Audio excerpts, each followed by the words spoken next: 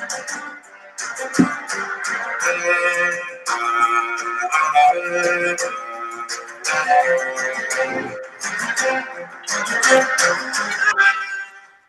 right, lords and lady, welcome back to the Game of Thrones Dynasty podcast. It's been about 3 months since our last one of these, but I'm glad hopefully all of you are tuning in and enjoying this group again.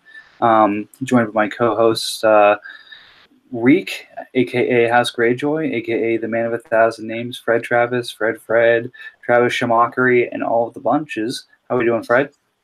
I'm doing just great. I'm about to collapse because I've been trying to get my house up on the market for the past couple of weeks, and we have been killing ourselves. We are down to like the last 24 hours, and I'm done. It's time to relax. No, it sounded like I think you listed in one of our other leagues the list of things you were doing to get that house market ready. And I got to say, as a homeowner, I felt for you in that one.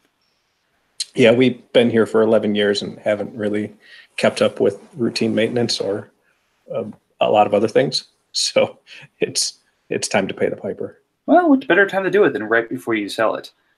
Speaking of selling things, I don't know if there's anyone I would rather buy something from than a man with that facial hair. That's good old Eric Myers, a.k.a. Children of the Forest. Hey, guys, what's going on? He just looks like an honest salesman, doesn't he? I'm just telling you, I'm really glad to see the beard back, and that mustache is still phenomenal. Nothing like what I've got going on here. Like I said, the little inchworm / caterpillar hanging out above my my upper lip here. You'll notice that that's been growing for about 3 or 4 days, and there's a nice little gap right here, which means it's impossible for me to really grow a mustache. So, I'm really trying to keep up the manliness with you guys. Thank you for helping bring the quota up for this podcast. No one would ever call you hirsute. True story. All right. Well, again, it's been a while since we've done one of these, so we've got about 3 months worth of content that we can touch on. I guess the first place to start here is really in terms of what's gone on over the last couple of months. So we had the changeover in terms of leadership. So again, as all of you know at this point, obviously, myself and Reek, a.k.a. House Greyjoy. And again, it's going to be tough to keep calling you Reek without Reek on your team. But again, it's only temporary. This is true. Our new commission co-commish. We also switched out a couple new owners. We have Luigi, a.k.a. House Whore, who is who again, the whorehouse. Again, I'm very glad that we got a couple of these names in here. We had House Kidwell, a.k.a. Lakeem, joining. I think he's been trying to join for a while, so we're very happy to get him in. The return of 2 former owners, the Silent Sisters, or Old Town Maesters, and a new House Bolton, with actually a not new House Bolton, but a slightly renamed house within that region for House Casterly. So again, good to have all those owners back in the league, as well as Night's Watch and Tyrell, or Chase, I guess, who's now Viral, who joined the Dispersal. That was a lot of fun. Again, for a while, I see all that draft action taking place. I think it got us all of our juices flowing, thinking in terms of trades and otherwise, as a nice little distraction during the playoffs, which, were its own breed of fun. But yeah, we've got all 32 owners. We've got some good owners back in this thing. We've got a bunch of folks focused on making deals and being part of the league. So I'm pretty happy with the 32 we've got here. In terms of other news, we got a new graphics package. And again, that's thanks again to our local graphics guru, House Reed, aka Jeremy. He was nice enough to redo the graphics of the main site as well of each of the banners, and he's actually redone all of the jerseys as well. I just need to finish uploading those, which should happen in the next 24 hours or so. The new houses have had theirs uploaded, and I just got the package of the existing owners that I just need to update with the updated records. But again, Johnny on the spot, and we've got some pretty great graphics still here. We're definitely the cutting edge here, and looking forward to House Forrester using these in another league coming to you soon. he pays for everything he borrows, right? I think so. Yeah, baby. He's known for paying on time as well. Yeah, again, we're in enough leagues with that guy with Jordan that at this point it's kind of like he'll ask questions and stuff like that, but at the end of the day he comes out on the right side of things. So yeah, it's I think he may have said, hey, he was doing it for the right reasons. He was trying to get a bunch of people who weren't dynasty interested in dynasty. I know there was another group that initially had borrowed graphics, and it was for a startup league, and they did not need to borrow those graphics. But that's a story for another day. Hey, Mike, before we move on, I'm looking at the 4 owners, the new owners, Hoare, Kidwell, Sisters, and Bolton. And I'm trying to decide which team has the best chance of competing. I'm not looking at the draft picks right now. Mm-hmm. But did Sisters is Lewis's old team? Yes. Well, it was a dispersal draft for these. So. Oh, okay. So it was a dispersal. So I'm looking at Sisters' team, and he's got Baker Mayfield and OBJ. Which is a pretty cool combo. There's 2 star powered, but then the rest of the team is kind of Yeah, I think he did it on purpose. I think he's building towards 2020. But again, he's, Justin Bean in that neck of the woods, making sure he's got that Mayfield and Beckham stack. Let's see. Next, like you said, is either Bolton, Kidwell, or Hoare. Let's just scroll down here. Yeah, I don't think any of them can compete this year unless they have a few surprises. Yeah, Bolton has Lamar, Aaron Jones. He's got some interesting running backs. Not a whole lot in terms of receivers, except for maybe if he stacks those receiver 2, receiver 3s to make something work. Then Ebron potentially. I mean, depending on how things break, but again, that's a pretty competitive division. I don't think he's going to be able to make playoffs.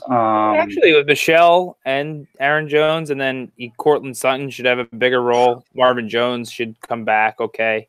Humphreys is he might get a bigger role. Yeah, it really just depends on how well Lamar Jackson can transition into his second season. Yeah, and he's only got Lamar too. Shit. Then Kidwell, it's Brady and Rosen. It depends where Rosen gets moved to. If Murray's really going to be the guy there. Nah, he's the starter in Arizona. I don't know what you're talking about. Yeah, Kidwell, he's a year away from being a year away for his team. Rosen needs to kind of get settled down. Brady's going to get moved for something at some point. Again, if shit could go tits up, and with Adams, Brady, and all of his backup running backs, something could happen. But again, things would have to get kind of crazy pretty fast. And then Hoare, Cam and Dalton's pretty solid. I'm kind of shocked that Johnny hasn't signed anywhere yet, but Carson and then the Niners running backs should give him at least something there. Receivers are pretty strapped. Receivers are strapped, and then he's got Ebron. So again, I don't think any of these teams are real competitive, really going to challenge for the throne. But I think each are in a really good situation. The one that really is going to interest me is, and again, it's funny kind of looking at his team as well. If I remember, Night's Watch during the dispersal basically did nothing but just keep taking picks. Which is hilarious because, his team was what it was. He joined the dispersal, and it's kind of like, all right, he doesn't really he has Eli as his only quarterback pre-draft. Carry on as his only running back pre-draft. Well, he's got Fitzmagic. Cohen. Yeah, and then nothing receiver-wise, nothing tight end-wise. So it's, we'll see how that goes. But it's funny just because, he joined the dispersal to blow up his team and then just did so by taking all of the picks. Yeah, interesting strategy. Bad here to do that. Right? Oh, God, I forgot about Fitzmagic on That's a terrible oversight by me. I apologize, guys. But yeah, it'll be fun. It's fun to have those, and as we've tried to write into the updated bylaws, the dispersal seems to be the more fair way to bring teams into the league instead of saying, hey, here's the roster that the previous owner thought was the right way to build a team. Build the team the way you think it's going to work based off of the available players. So, it was maybe about a half hour to an hour of time to be able to set up, but I think everyone's going to be happier with their teams in the long run. So I think, if we have more than one orphan ever again, that's the way we want to go about doing that. Yeah, and well balanced. I would say they did a good job drafting. I don't see any team that's lopsided towards being like a better team than any of the other teams. So they probably did a good job taking talent.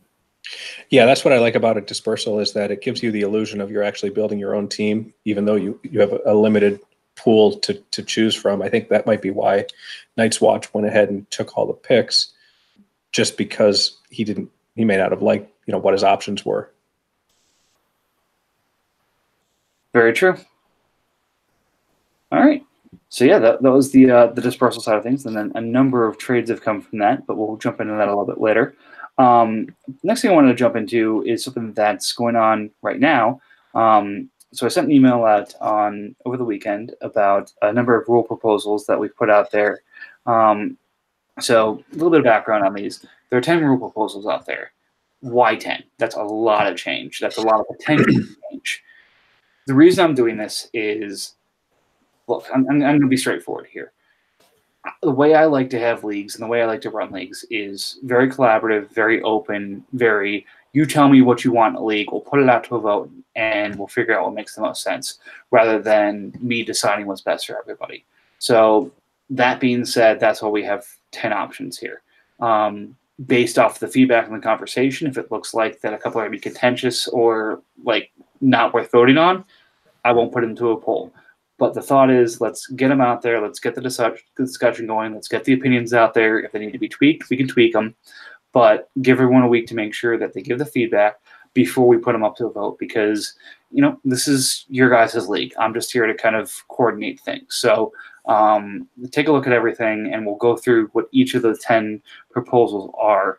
But the reason there are the 10 is because people have a couple of proposals and things like that which may not have been heard in the past or may not have been discussed very much in the past, that I just wanted to kind of clear the air, say, let's get the league set up the way we want it to be set up so that the 32 owners we have here are really happy with the way things are, and then we can kind of go forward with fresh graphics, fresh start, fresh rules, and give it a fresh start here. So for those worried about, oh God, we're going to change everything in the league's not going to be the same as it was, that's not my intent. The intent is, let's hear everybody out. Let's get what we need here.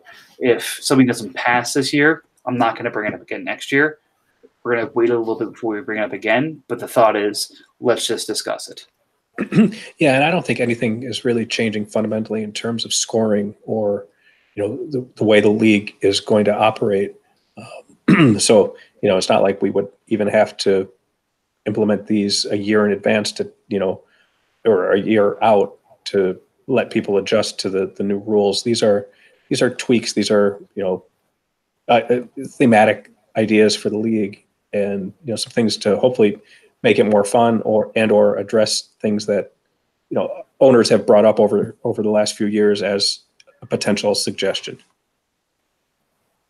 Exactly. And again, that's the thought, is let's just kind of go through these, figure out what makes sense, what doesn't make sense, and take it from there.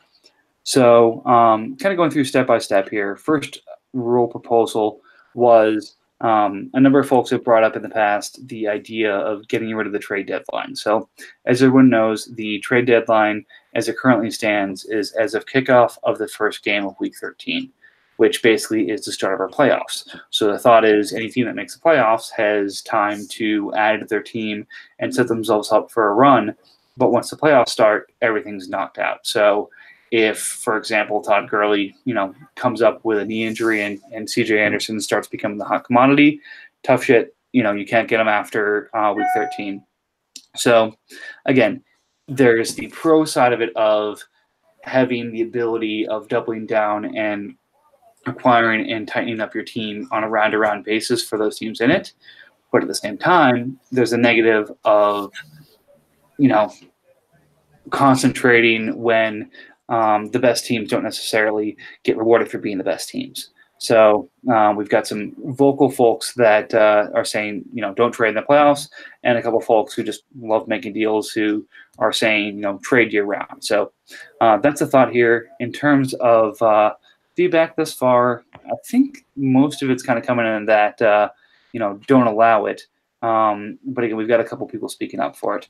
What do you guys think about the playoff trades? Well, I'm one of the people who commented in favor of it. I'm in another league that runs that way, and it makes the playoffs more interesting, especially for the teams that have been eliminated. They have the ability to, get super premium prices for some guys that might be are injury replacement or just a matchup issue for the team that's still in the playoffs. For guys who are trying to basically buy their way to a championship, it really doesn't work out very well for them, but they try it anyway. So it's one of those things where I think if people are used to it, or if it's in a league, they're fine with it. If it's not in a league, they don't want it. It's a fairly significant change where they would say, no, I prefer just to leave it the way it is. Yeah, and my counterpoint to yours, and because I would be against adding it for playoffs, it's just that certain owners and teams, I don't necessarily trust to run their team as if it's a 10-year deal. And so they may try to sell everything they have, and then drop the league because they know it's dynasty and they screwed themselves, shot them in the foot. I mean, you can still do that like before you make the playoffs, but you still like have that thought in your mind, like maybe I won't make the playoffs and I'm doing this all for nothing, which I feel weighs more. I mean, and I know it's tough because some teams are going to do that anyway, and because they're shitty dynasty owners, but that's what I would be scared of if we change this rule. Yeah, and again, like I said, the idea was to bring this up for discussion. I think looking at the feedback thus far, we've got, again, Fred, who's been a proponent of it. And like I said, I like the idea, but we've got 1, 2, 3, 4, 5, 6 owners against it for the one for it. So this one may not make it. And I think actually the 6 owners may be enough to block it, even if it came to a vote. So this may be one that we discuss and just kind of say, hey, we want to talk about what a removing the deadline would be. And again, if enough teams are against it, that we're not going to go ahead and do that. So just kind of closing the book on that for the time being for now.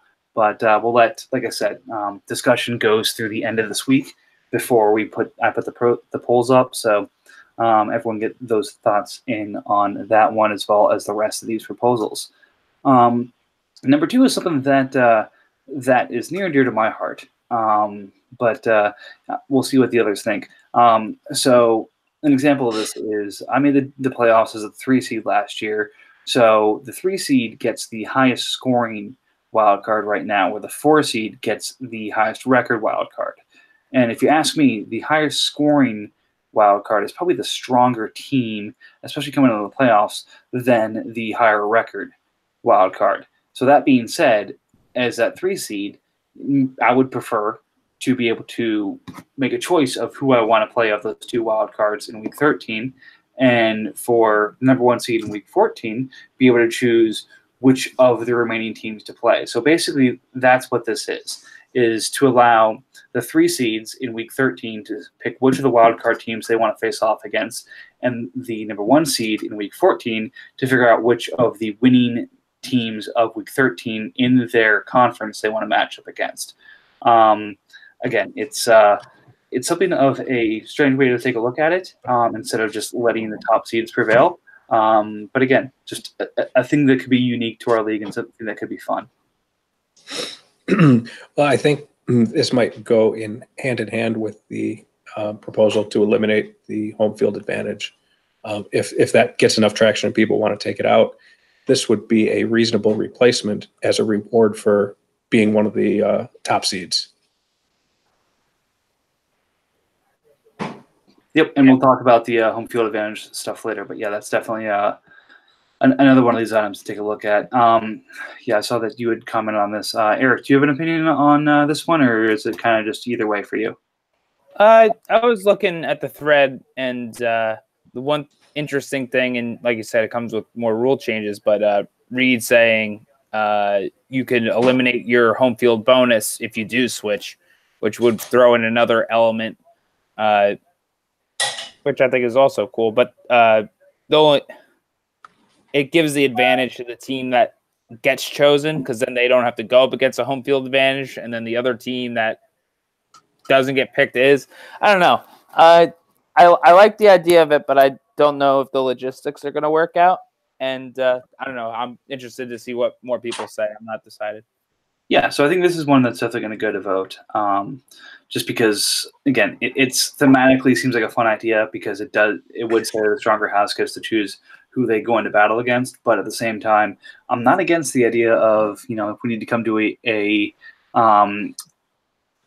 what's the right way to say this, agreement on the home field side of things, that, okay, you can choose who you want. You either get home field against the 6, or you get no home field and can pick the top record wild card, because that's basically what you'd be doing. So I'll see if we'll see how many others come out and speak to this before we put up for vote. But this one definitely could be a fun thematic change. And again, like Reed said, if we want to call it the Stannis saves the wall rule, I think that that makes a lot of sense. Next up is the constellation bracket prizes. So in the past, the constellation brackets of the Heretic of the Realm and the King's Hand, there's been no prize for that. It's just kind of been for fun. Hey, you didn't make the main playoffs, set your lines because we want to keep you engaged. So I thought here would be, hey, let's throw some picks at the winners of these things. So the thought would be that the winner of the constellation bracket wins the 133, or basically the end of the first round pick for the upcoming draft, and then the runner-up for the constellation bracket, aka the Hand of the King, gets the 233. We'd be switching up the format a little bit so that the losers of week 13 for the Battle for the Iron Throne join the constellation bracket.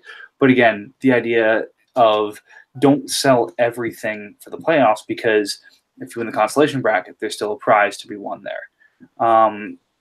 So that being said, there's been some thoughts about whether that's too high of a pick, whether that's not something that should be done. Again, it's kind of up in the air in terms of what makes the most sense.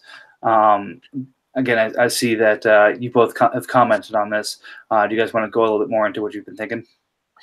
I guess first I would wonder if this is going to be like a 2-part vote, where we vote to add a prize and then later vote what the prize could be.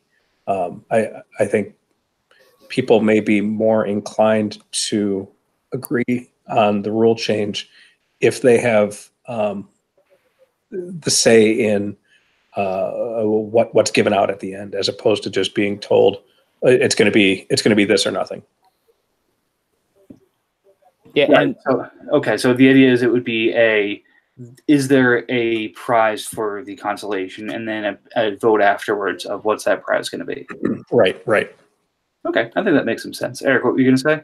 And the only problem that I love the idea of these 10 rule changes, or just the idea of voting on them, not all of them obviously passing, but when rules affect other rules, you have to have an order in which they go, because people may change their vote based on a rule. For example, people may not like these picks going in the consolation brackets that, obviously teams may win an award even though they weren't even good enough to make the playoffs. However, they might want those if there is trading, because then it affects trading more. So trading in the playoffs. So right. One rule affects another. There has to be a clear. I don't know if you listed these 10 in order, Mike. Did you? Is it specific? I kind of had them in the order that they came in, but it's going to be a similar order to the way I've listed them in terms of the 1 through 10, for the way I would plan to vote on them. But I think that makes a lot of sense. I think so. Like if we did the rule 1, which is trading in the playoffs, Rule 3 shouldn't happen until after that vote concludes, so people can vote based on how that if that passed or not. Right. Again, I think that makes perfect sense. And that's the way I plan on kind of putting these out is let's kind of go step by step. Let's not vote on something if it doesn't make sense to vote on it because there's a lot of opposition to it. But at the same time, if we need to either split or stagger the votes to make sure that we get the right response. I mean, the best way to do this would be at a summer meeting at some point. And that's the way that, my longest running Dynasty League does this is we all get together, drink heavily, and vote on our Constitution. So one of these years, maybe we can make one of those happen and anyone who doesn't show up doesn't get a voice. But that said, I think that might be the way to do this in the future. But in lieu of doing something to that effect, doing the staggered approach probably makes the most sense here. But yeah, I'm all in for consolation rewards. I like them. I don't think it should be a first round pick, but I think second and thirds being available for consolation winners is a good idea. Is voting going to be compulsory?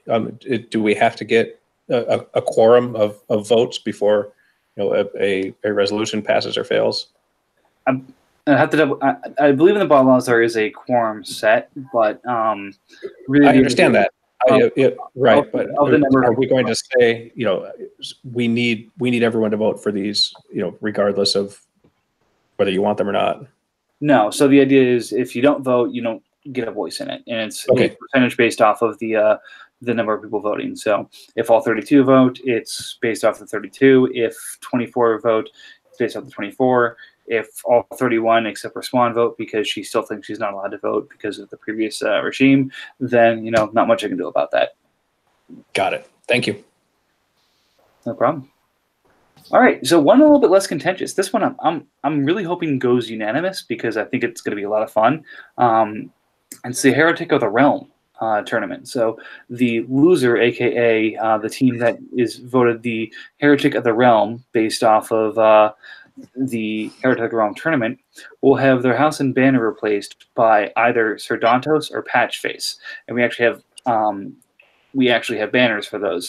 That's awesome. So for the following year, instead of Reigns of Castamere or anything like that, allowing them to change their house name, they'll be known as Sir Dontos or Patchface, and they will have to not finish in last / be the Heretic of the Realm the following year for them to actually get their house name back. So if you are a Reigns of Castamere team and you are the Heretic of the Realm, you are known as Sir Dontos or Patchface. If you are not a Reigns of Castamere team and you are Heretic of the Realm, you're still Dontos or Patchface. And then the following year, assuming you are not last place, you will get your house name back or the ability to change your house name at that point. But the thought is, for the team that is the worst in the realm, in addition to just being able to change your name, you will be known as the Fool of the Realm for the following year. So a little bit more of a tweak on this, which is thematic at the same time as being fun for those of us. And for the teams that really want to tank to change their house names, they got to wait an extra year. And it gives them a little bit of embarrassment, for having to put us through putting the rest of the league through the process of them tanking on us. Yep. All right. Let's move on to number 5, trading the free agent budget. Again, straightforward. Free agent budget is a tradable asset. Often, you're not going to get major game changers except for 4 or 5 players as free agents or waiver wire guys. But again, it has not been a tradable asset in the past, and this basically would make it a tradable asset. And again, so far people have been for it, but again, it's nothing crazy, difficult one or the other. I'm fine. I'm fine with it being added. I don't think anyone is too heavily for or against free agent budget in a deep league like this because it generally doesn't matter that much. I mean, I guess because we've had some max bids in the past, making a trade for even $1 can give you the edge on one guy that you want no matter what, which may matter more in a deeper league, but I'm still fine with it. Yeah, I think it gives some meaning to having that free agent budget. You can either use it in multiple ways now. Yep. And if it encourages more trading, the more trading, the better, right, boys? Of course. And Swan. Good save. And again, calling her Swan instead. I'm sorry, calling that house Swan instead of referring to Swan by a gender term is, the right way to do that, of course. Anyways, proposal 6, new owner team names. So this was a fun one. Actually, I think Fred might have proposed this, but instead of just saying that an owner comes in, they have to choose a name, they have to go through the lore and say, this is going to be my house. Any new owner that joins mid-season or, even off-season, that first year, they are given the bastard name for the region they joined. So again, for Essos and Dorne, it'd be Sand. For the North, it'd be Snow. Beyond the Wall, it'd be Craster. Basically, just like lore, you joined, but you aren't part of an official house. Therefore, you get the bastard name for that region. And then the following year, once you are recognized as a legitimate house in that region, you can choose what house you want. So again, another potential thematic tweak to this. Again, it could be a challenge in terms of owners, but again, at the same time, would be fun just to kind of have, a different little tweak towards things, and frankly, make Reed do some more work around here because he's getting late. He doesn't want to be a co-commission anymore. So the fun thing about this rule is it punishes people who aren't in the league and they have no say in it. This is strictly for our enjoyment of the people who have stuck around or the people who are still in the league, after changeovers. Yep, exactly. So again, I'm all for punishing people that aren't in the league. Although as commissioner, I'm also all for making my job a little bit harder. So anything to drive me crazy faster. I think it's a lot of fun, and anyone that isn't in the league right now but wants to join, be like, oh my god, I got to be a bastard first. That's actually I think they think it's a clever thing. I don't think they'd mind. So this, the patch face rule, that all these rules just for added lore are a lot of fun, even though they don't affect the actual game in any way. Yep. All right, so on to the next one. Like you said, Eric, this is going to be one of those that has to be done in order with some of the other proposals. But there have been a number of teams that have hated the idea of home field advantage. I think actually Santee was one of the ones who came out and said, I lost my matchup because of home field advantage. Let's get rid of this thing. But again, the idea of, I think it's 10 points in round 1, 5 points in round 2 of the playoffs. But maybe that's either too much or just get rid of it completely. But giving the idea, getting rid of that as well. I think to Fred's point, it's tough to storm and defeat a castle, so there should be some home field advantage. But at the same time, it could be a trade-off with the ability to choose your opponent. Fred, I know you've talked about this already. So any other thoughts beyond what you've got on here? No, and I just wanted to chime in that I did like Reed's suggestion as well. If we decide to keep the home field advantage and we vote in the rule to choose your opponent, that you should get one or the other and not both. Makes sense. Eric, I see that you've voted on a couple of these, not voted, but commented on a couple of these. Any thoughts on this one? This is the removing home field advantage one, or is this another one? Home field, yeah. Yeah, just removing in general. Yep. I'm so in between on this one. This is the only league I'm in that does it. I don't know. I think if it's 10 points for the first round, or is it only 5 points? It's 10 for round 1 and 2 for round. I'm sorry, 10 for 1 and 5 for 2. Yeah, I feel like 10's too steep. Just because, we're like, there's some matchups that aren't even 100 points. So you're giving a 10% bonus to a team just because they might have had if you're in the best team's division, right? So you're like the third best team. So you have a 10-point disadvantage because you're in a shitty division, like in a 32-team league. I think 10 points is too steep. If it's all or nothing, I would say get rid of it, but also lowering it would be an option I like too. And and at the same time, you talked about being in a strong division. The division winner of a weak division gets a huge advantage, even though they may not have been one of the better teams in the league. Right, and again, that was no offense to us in Durham, but that was me last year. The rest of the division wasn't necessarily was competitive for a portion of time, but wasn't going to be a big challenge for the playoffs. So I got that and a 3 seed, but again, that didn't do shit for me because I lost in the first round. So, yeah, I'm right there with you. I was 3 seed this year, and I've lost with the home field advantage the last 2 years in a row. All right, well, good. I'm glad we're commissioners, so we can finally make a change to improve this life for ourselves. That's right. Just make our playoff losses even worse. Yeah, just to do a little humble brag, I did get crushed in the playoffs. I forget who I played this year. I don't know.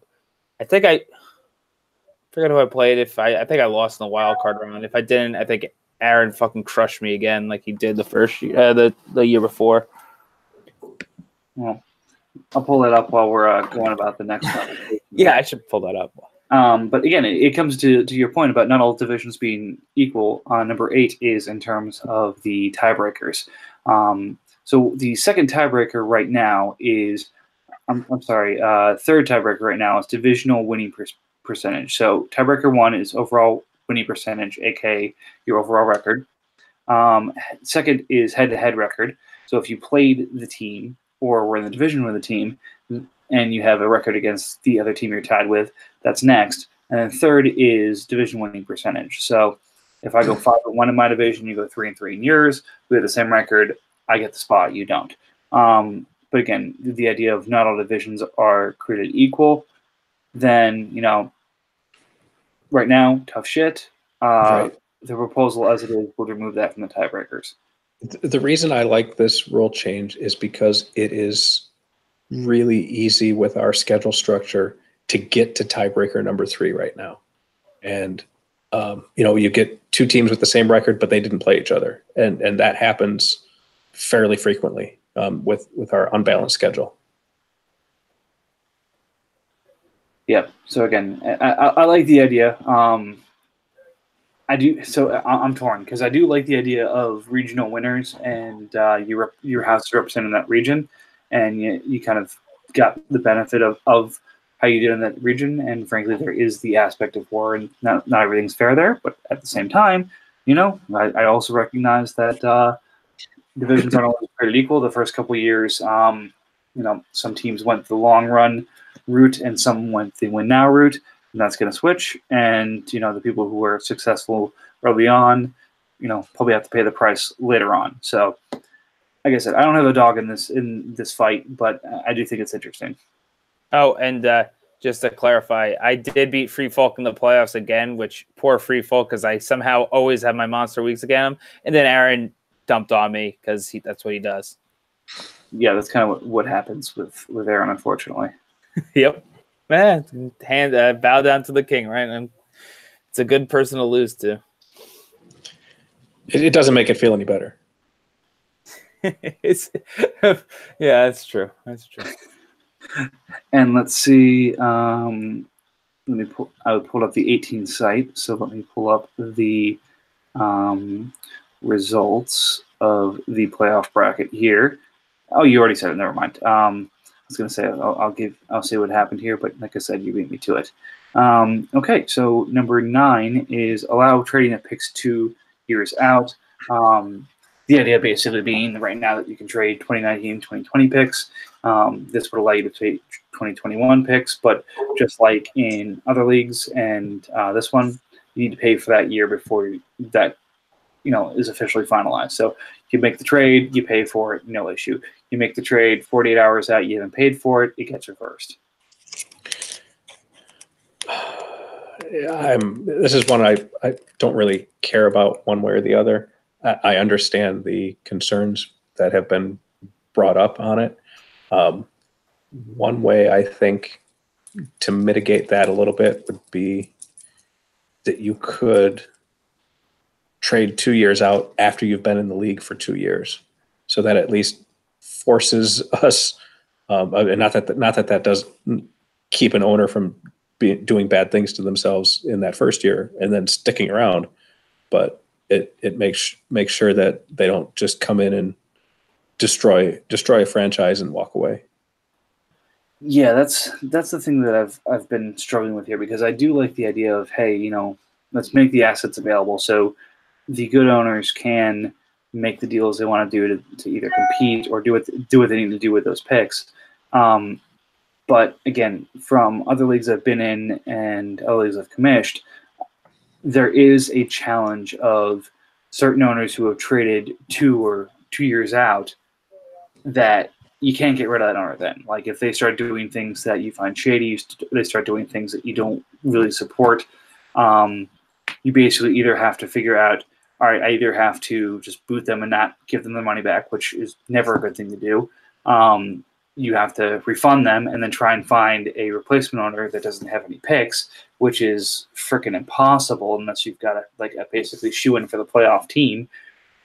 Or you ride it out and basically try and come to some unholy agreement of, all right, you're staying in the league, but don't trade future picks because you're on your way out, which, again, no one's really going to honor or stick with. So it, from a commission perspective, puts us in a tough position if it's not right the right type of owner.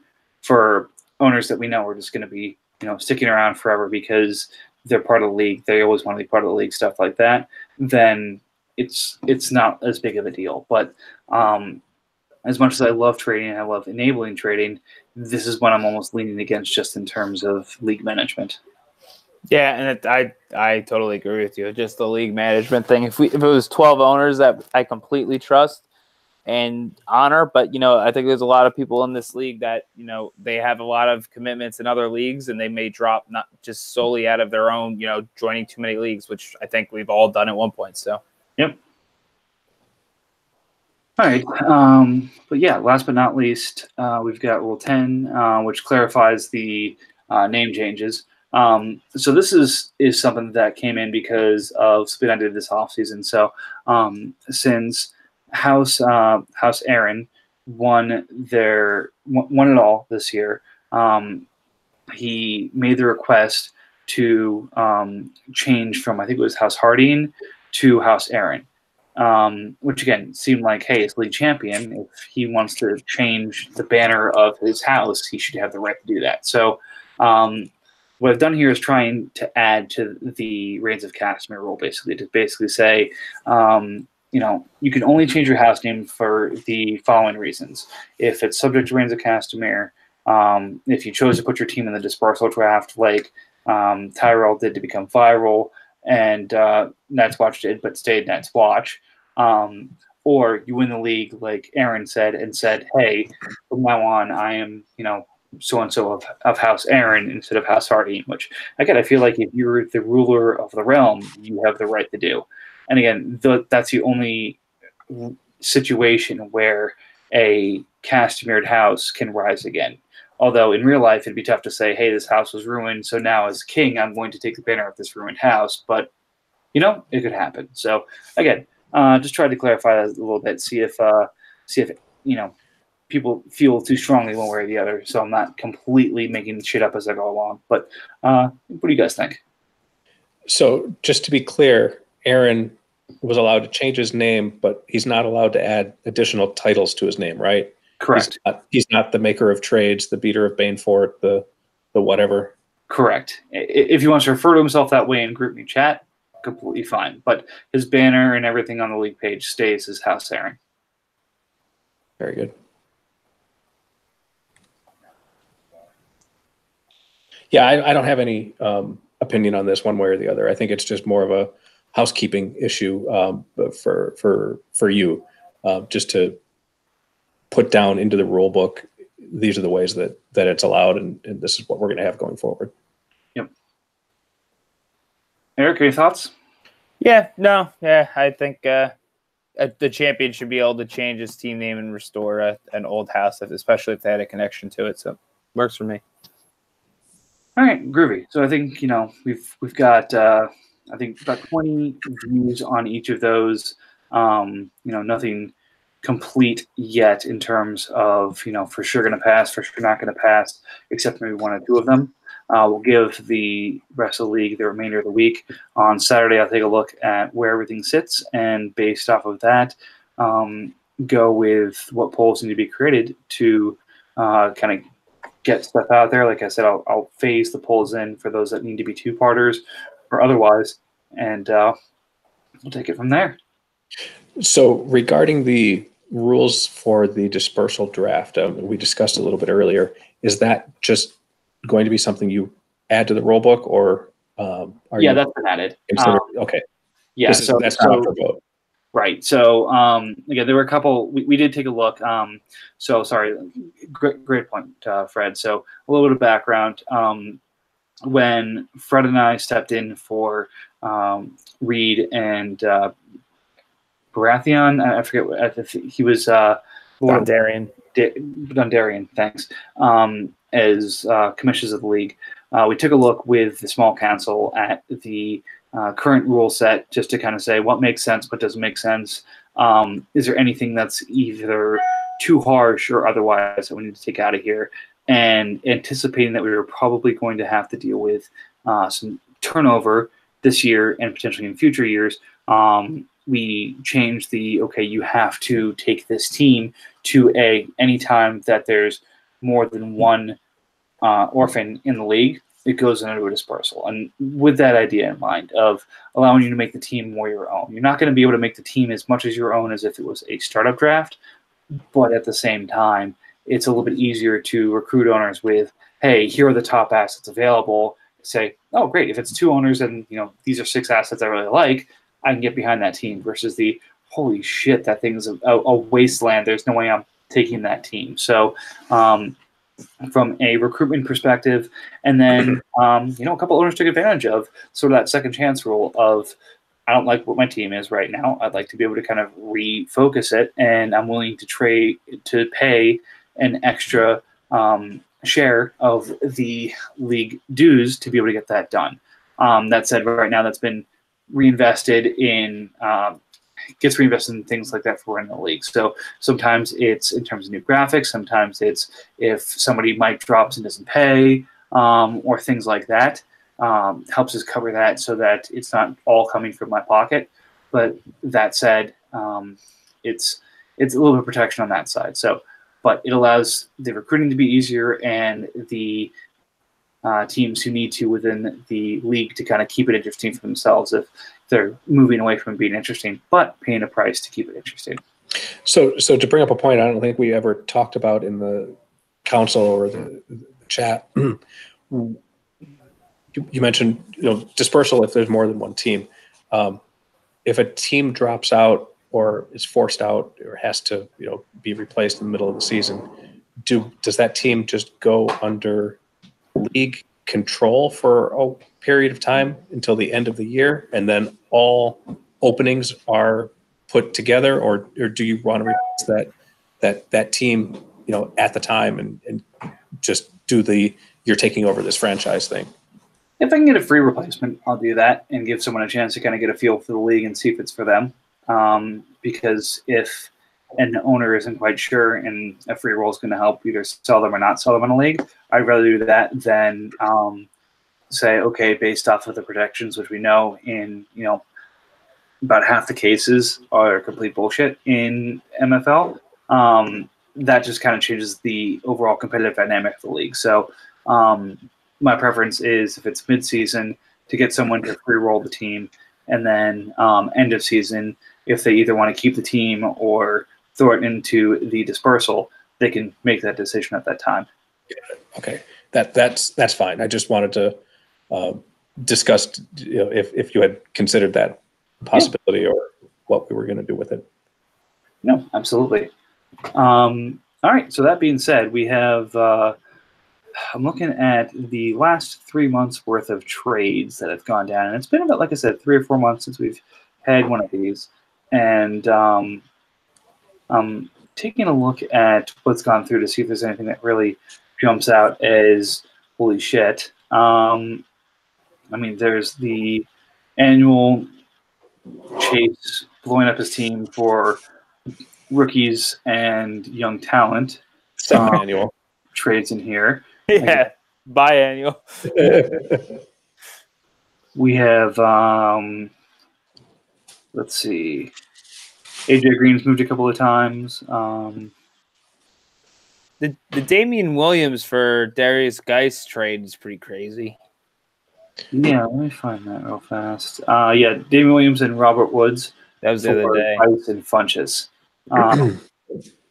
Yeah, if it was just Williams for Geis, I would be a little more concerned, but Woods and Funches really balance that out for me.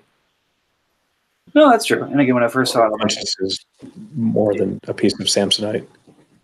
Yeah, and again, there's some folks who think that the Hyde signing really protects Williams. Some thinks the Hyde signing is just, that next piece. It's, hey, they had Hunt, they had Ware, and they had West in the past. So they just haven't gotten that third piece or third guy yet, and that's going to come with the rookie draft. But who knows? Solid cash out on Gronk, getting a 2025th for him.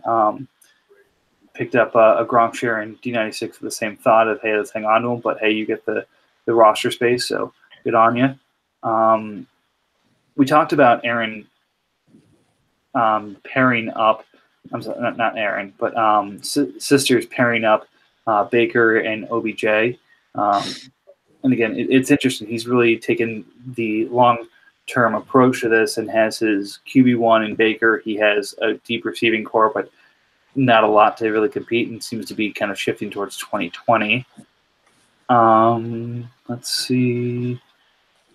Njoku for Eifert in a first, especially everything that happened, is interesting. So, again, nothing crazy one way or the other. But again, Greyjoy, you have been involved in quite a few of these, actually.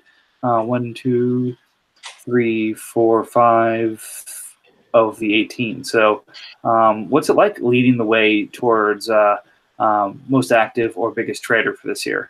Yeah, maybe not best trader. Let's just throw that out there right now. I had been languishing under the studs and duds for a little bit too long, and they were beginning to get old.